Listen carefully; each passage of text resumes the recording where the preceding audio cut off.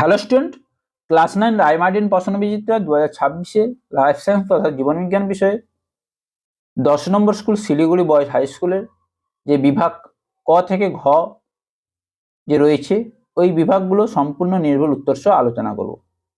তাই ভিডিওটি লাস্ট পর্যন্ত দেখতে থাকো, স্কিপ না করে। তো দেখো 10 নম্বর স্কুলের ফার্স্ট কোশ্চেন দেখো, পদার্থ কোনটি মনের রাজ্যের বৈশিষ্ট্য নয়? এখানে মনের রাজ্যের বৈশিষ্ট্য নয় কোনটা? পর্দা ঘেরা কোষীয় অঙ্গাণু বর্তমান। ডির উত্তরটা সঠিক হবে। এবার দেখো সঠিক জোটটি শনাক্ত করো। ব্যক্তবীজি হচ্ছে নগ্ন বীজ, অপশন বি।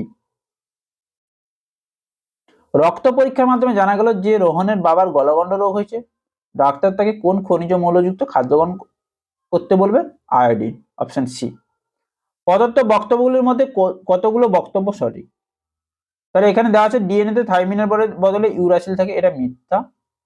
2 প্রকার পিউরিন ক্ষারক হলো অ্যাডিনিন গুয়ানিন, এটা সত্য। নিউক্লিক অ্যাসিডের গঠনগত এককে নিউক্লিওটাইড বলে, এটাও সত্য। ডিএনএর পেন্টোজ শর্করা রাইবোজ শর্করা, এটা মিথ্যা। তাহলে দুটি ভুল, দুটি ঠিক। এখানে বলেছে সঠিক কয়টি? দুটি। তাহলে অপশন এ হবে সঠিক উত্তর। যদি কোনো কোষ থেকে রাইবোজোমকে অপসারিত করা হয় তবে কোষটির কোন কাজে ব্যাহত হবে? প্রোটিন সংশ্লেষ হবে না, অপশন বি হবে সঠিক উত্তর। প্রদত্ত বৈশিষ্ট্যগুলি থেকে নির্দিষ্ট প্রাণী কলাটিকে শনাক্তকরণ। ভিত্তি বজায় থাকে না, কোষীয় উপাদানের তুলনায় ধাত্রের পরিমাণ বেশি, আদি ভ্রূণের মেসোডাম থেকে উৎপন্ন হয়, ধাত্র কঠিন, তরল বা অর্ধতরল হতে পারে। তাহলে এটা যোগ করা হবে, অপশন বি হবে সঠিক উত্তর। পদার্থ কোন অঙ্গে অরিনেথন চক্রের মাধ্যমে অ্যামোনিয়া থেকে ইউরিয়া উৎপন্ন হয়? যকৃৎ, অপশন ডি হবে সঠিক উত্তর। এবার দেখো বিভাগ খ। বিজ্ঞানী ওপারিনের মতে কলয়েড ধর্মী দ্বিস্তরীয় আবরণযুক্ত যে গঠন থেকে প্রথম কোষ উৎপন্ন হয়েছিল তার নাম কি? তার নাম হলো কোয়াসার্ভেট, সঠিক উত্তর হবে কোয়াসার্ভেট। অ্যানিলিডা পর্বের প্রাণীদের রেচনাঙ্গের নাম হচ্ছে নেফ্রিডিয়া। অ্যানিলিডা পর্বের প্রাণীদের রেচনাঙ্গ হলো নেফ্রিডিয়া। প্রোটিনের গঠনগত একককে আমরা কি বলবো? Amino acid. কি বলবো? Amino acid. স্নায়ুকোষের দীর্ঘ প্রবর্ধককে আমরা কি বলবো? অ্যাক্সন। গলগি বস্তুর কাছাকাছি সাইটোপ্লাজমে অঙ্গাণুবিহীন অঞ্চলকে আমরা কি বলবো? জোন অফ এক্সক্লুশন হয়েছে। এবার দেখো সত্য মিথ্যা। প্রথম দেওয়া আছে দেখো, পরস্পর সাদৃশ্যযুক্ত কয়েকটি গোত্রকে নিয়ে গঠিত গোষ্ঠীকে শ্রেণী বলে, এটা মিথ্যা।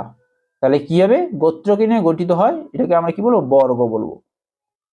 তাহলে কোষ পর্দার মাধ্যমে কোনো কঠিন বস্তুকে কোষের অভ্যন্তরে গ্রহণ করাকে ফ্যাগোসাইটোসিস বলা হয়, এটা সত্য। এবার দেখো একটি শব্দ বা একটি বাক্যে উত্তর দাও। জীববিজ্ঞানে কোন শাখায় ফসিল বা জীবাশ্ম নিয়ে আলোচনা করা হয়? জীবাশ্মবিদ্যা বা প্যালিওন্টোলজি। ছত্রাকের কোষ প্রাচীর কোন উপাদান দ্বারা নির্মিত? কাইটিন দ্বারা নির্মিত। 3 নম্বর দেখো, মোলাস্কা মাংসল পদ একাইনোডার্মাটা কন্টকযুক্ত ত্বক। বিষদৃশ্য দেখো এখানে প্রোটোপ্লাস্ট হবে বিষদৃশ্য হয়েছে। 5 নম্বর দেখো, উদ্ভিদ কোষের কোষ প্রাচীরে অবস্থিত যে সূক্ষ্ম ছিদ্র দ্বারা পার্শ্ববর্তী কোষের মধ্যে সাইটোপ্লাজমের সংযোগ স্থাপিত হয় তাকে আমরা কি বলবো? প্লাজমোডেসমাটা। কি বলবো? প্লাজমোডেসমাটা। 6 নম্বর দেখো, কোনো একটি ব্যক্তির পথ দুর্ঘটনায় এক ব্যক্তির শুষ্ণকাণ্ড প্রচন্ডভাবে ক্ষতিগ্রস্ত হয়েছে, সেই ব্যক্তির কি কি সমস্যা হতে পারে? শরীরে কি হতে পারে? বিভিন্ন অঙ্গের সঞ্চালন ক্ষমতা বা সংবেদনশীলতা হ্রাস পেতে পারে, এছাড়া এবং কি হতে পারে? পক্ষাঘাত হতে পারে। তাহলে বোঝা গেল। তাহলে এই ছিল বিভাগ ক এবং বিভাগ খ এর সমস্ত এমসিকিউ এবং এসিকিউ কোশ্চেন। তো এবার বিভাগ গ তে দেওয়া আছে দেখো, একবীজপত্রী দ্বিবীজপত্রী উদ্ভিদের মধ্যে পার্থক্য। দেখো সেই কোশ্চেনগুলো আবার ঘুরে ফিরে আসছে। তো আগের যেই স্কুলগুলো রয়েছে ওখানে একবীজপত্রী দ্বিবীজপত্রী উদ্ভিদের পার্থক্য দেওয়া হয়েছে, তোমরা দেখে নেবে।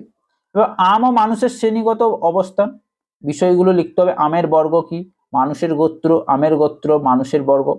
যেখানে তোমাদের দেখবে প্লান্টি রাজ্যের শ্রেণীবিন্যাস এবং অ্যানিমালের রাজ্যের শ্রেণীবিন্যাস দেওয়া আছে, ওখানে তোমরা এইগুলো দেখতে পাবে। পদার্থ প্রাণীগুলি কোন পর্বের অন্তর্গত? গোল কৃমি, ফিতা কৃমি, ব্যালানোগ্লোসাস, জেলিফিশ। এগুলো সম্পূর্ণ টেক্সট বুকতে দেওয়া আছে। আমি বলে ভিডিওটিকে বেশি বড় করছি না, কারণ আমি শর্ট কোশ্চেনগুলো বলে দিয়েছি। তো এখানে দেখতে পাবে বিভাগ গ এবং বিভাগ ঘ তে সমস্ত কিছু টেক্সট বইতে আছে। যদি না পাও অবশ্যই কমেন্ট করে জানাবে, উত্তর দেওয়ার চেষ্টা করব। তাই ভিডিওটি ভালো লাগলে অবশ্যই লাইক করো, কমেন্ট করে শেয়ার করো এবং চ্যানেল নতুন হলে চ্যানেলটিকে সাবস্ক্রাইব করে রাখো। পরের ভিডিওতে দেখা হচ্ছে।